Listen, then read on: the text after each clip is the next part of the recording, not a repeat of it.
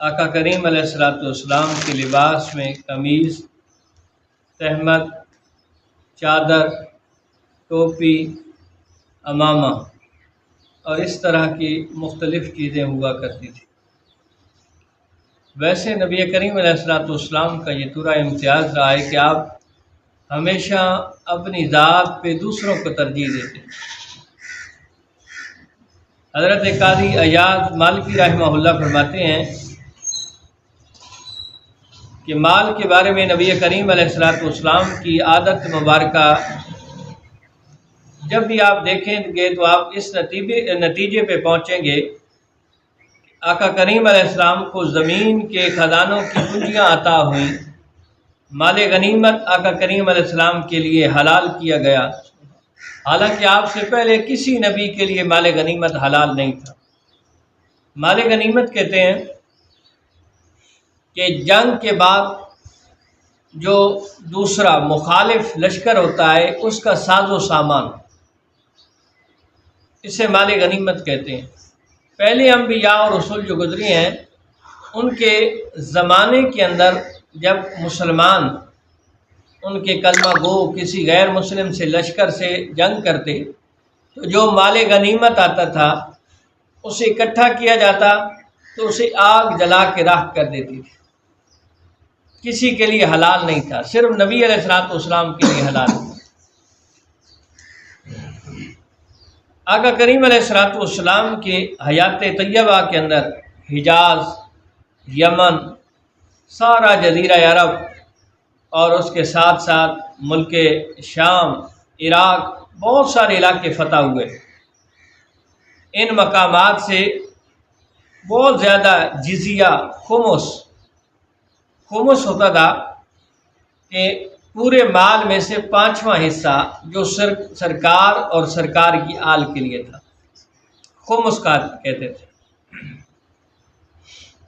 صدقات و خیرات حضور نبی کریم علیہ السلام کی بارگاہ میں پہنچے، اور یہ شرف سرکار کریم علیہ السلام، یہ چند اور لوگ ہیں کہ جن کی بارگاہ کے اندر چند لوگ بادشاہ ہوں گے کہ جن کے پاس اتنا مال و دولت پہنچا ہے، مگر نبی کریم علیہ السلام نے اپنے لیے کوئی چیز مخصوص نہیں فرمائی۔ یہ استثناء والی بات نہیں ہے، یہ جو ہمارے ملک کے اندر توشہ خانہ کا مسئلہ ہوتا ہے نا، کہ جو بادشاہ ہوتا ہے اسے باہر سے کوئی تحفہ گفٹ ملتا ہے تو پھر بعد میں وہ اپنے نام کروا لیتا ہے۔ نبی کریم علیہ السلام نے کوئی چیز اپنے لیے مستثنیٰ نہیں فرمائی کہ یہ صرف میرے لیے ہے، نہیں۔ اس مال کے ذریعے نبی کریم علیہ السلام نے دوسرے مسلمانوں کو غنی کیا، مسلمانوں کو طاقتور بنایا، اور آقا کریم علیہ السلام نے فرمایا اگر میرے پاس احد پہاڑ جتنا سونا بھی ہو تو مجھے یہ بات اچھی نہیں لگتی کہ رات تک میرے پاس 1 دینار ہو، یعنی احد پہاڑ جتنا سونا میرے پاس ہو تو میں کوشش کروں گا کہ رات سے پہلے اسے صدقہ و خیرات کریں۔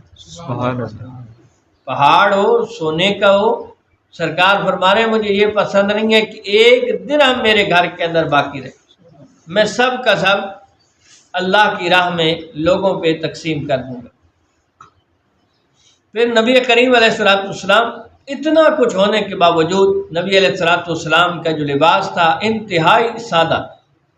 آقا کریم علیہ السلام نے کسی خاص قسم کے کپڑے کو متعین نہیں کیا تھا کہ یہ خاص قسم کا کپڑا میں پہنوں گا، نہیں، نہ ہی زیادہ قیمتی لباس اور نفیس لباس کی کبھی طلب فرمائی، بلکہ جو کچھ آسانی کے ساتھ مل جاتا نبی علیہ السلام اسے پہن لیتے۔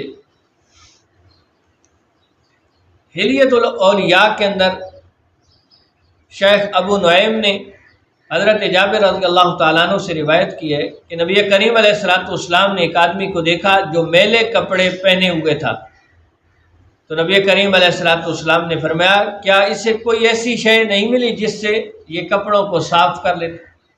یعنی نبی کریم علیہ السلام کو یہ پسند نہیں تھا کپڑے۔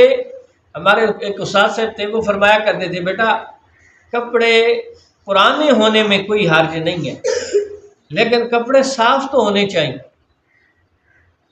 یہ نہیں ہے کہ جی یہ کوئی صوفی پن نہیں ہے، یہ ہماری جہالت ہے کہ کچھ لوگ جو سال سال سے نہاتے نہیں ہیں ہم اسے بزرگ سمجھ لیتے ہیں کہ جی یہ تو بڑی پہنچی ہوئی سرکار ہے۔ نہیں، اسلام تو الطہور شطر الایمان، یہ صفائی نصف ایمان ہے۔ تو نبی علیہ الصلوۃ والسلام نے اس چیز کو ناپسند کیا ہے کہ کوئی میلے کچیلے کپڑوں والا ہو۔ حالانکہ صحابہ کرام رضوان اللہ تعالیٰ علیہم اجمعین کے دور کے اندر حضرت عمر فاروق کے حوالے سے آپ نے سنا ہوگا کہ حضرت عمر فاروق رضی اللہ تعالیٰ عنہ خلیفۃ المسلمین ہے، 36 لاکھ مربع میل کے حاکم ہیں۔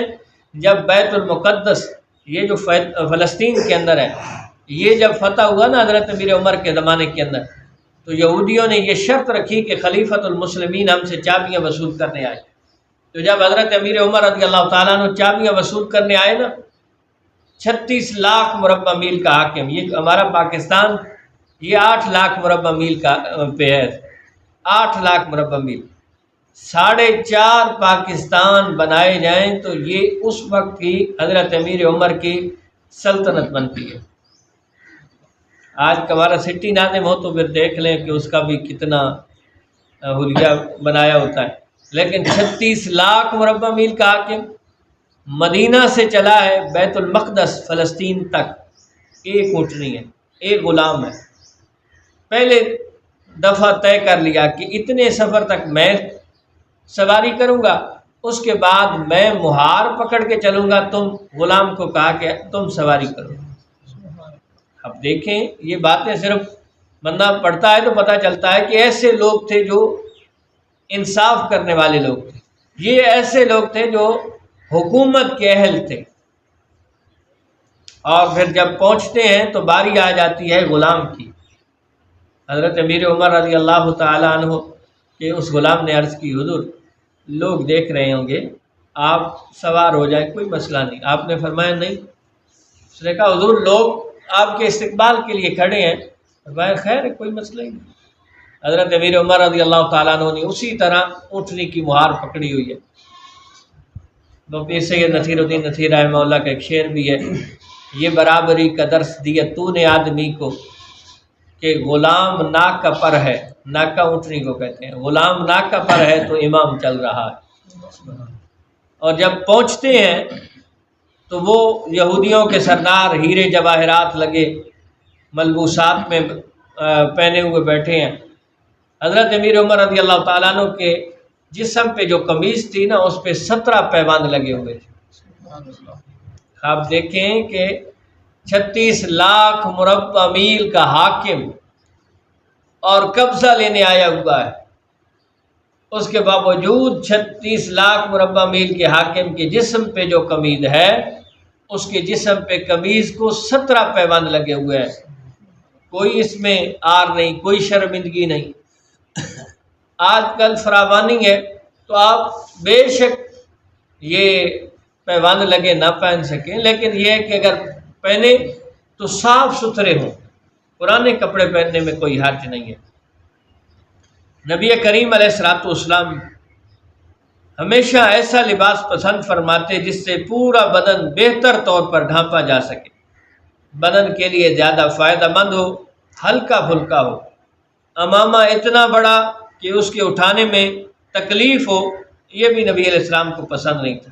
بعض بندے بڑا سا امامہ باندھ لیتے ہیں، پورے گھڑے کا امامہ ہوتا ہے، ٹھیک ہے، اور نہ اتنا چھوٹا کہ سردی گرمی جس طرح عام روٹین میں ہمارے ہاں یہ ایک منع ہوا ہے کہ جی چھوٹا سا رومال ہے وہ باندھ لیا اور پھر اسی کو امامہ کی صورت کہہ لیں گے، بہت چھوٹے چھوٹے رومال مل جاتے، تو یہ بھی امامہ کی حیثیت نہیں رکھتا، اگرچہ بعض کے علماء نے لکھا ہے۔ اسی طرح نبی کریم علیہ الصلوۃ والسلام چادر اور تہمت، مجلا تہمت بھی ایسے ہوتے تھے جو جسم پر ہلکے ثابت ہوتے، یہ نبی کریم علیہ الصلوۃ والسلام سے مختلف قسم کا لباس ثابت ہے۔ انشاءاللہ العزیز کل کے ہم بیان کے اندر مزید اسی پہ گفتگو کر لیں گے۔ سبحان ربک رب العزت عما یصفون وسلام علی المرسلین والحمد للہ رب العالمین۔